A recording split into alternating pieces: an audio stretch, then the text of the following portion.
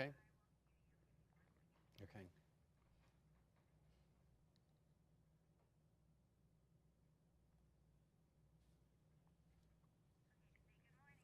Good morning. Good morning. Charitable giving peaks during the holiday season, a time when many Americans love to be generous. But how do you know how your donations are being spent?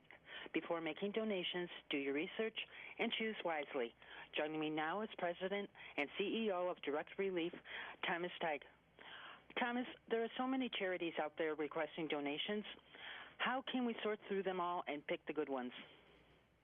Well, thanks, Deb. I think the important thing for donors or potential donors is to find, first of all, what they care about.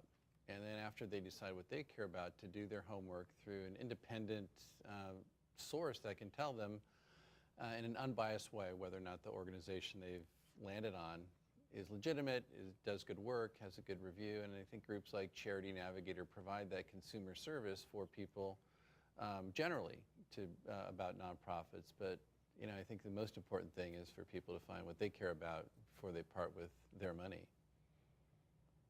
What if we want to make a donation to a rated charity? What do the charity ratings mean? And should we base our decisions solely on those ratings? Well, I think the charity ratings generally, like a Charity Navigator, they can give you a sense of what the financial management and integrity is, but they don't necessarily tell you what the organization does. I mean, there's so many compelling causes, from environmental groups to education to animal welfare and the arts. Direct Relief, for example, does humanitarian health services. So I think what the ratings can tell you is that organizations, how they do with their money, how much they spend as a proportion on things like fundraising and management, which people care about. But it doesn't tell you necessarily the quality of the programmatic activity they're doing, but it's an important screen to make sure it's legitimate, for sure. Public trust in charities is at its lowest since 2007, with half the people not trusting charities. What has caused this distrust, and can charities win that trust back? Well, I think there's a lot of institutions that have fallen in how much they're trusted over the past several years, sadly.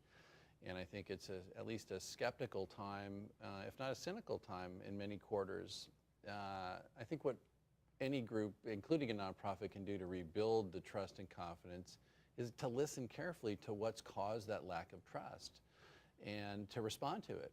I think a lot of the things, I believe, have been high-profile emergencies where people are encouraged to give, but then the money, upon review later, doesn't seem like it was well spent. So I think the solution to that, and something Direct Relief has been trying to do for years, is just acknowledge that and say, look, when you give us your money, here's what we do with it, here's how we spent it, here's literally what we did with it, and here's why we think that was a good investment of your money.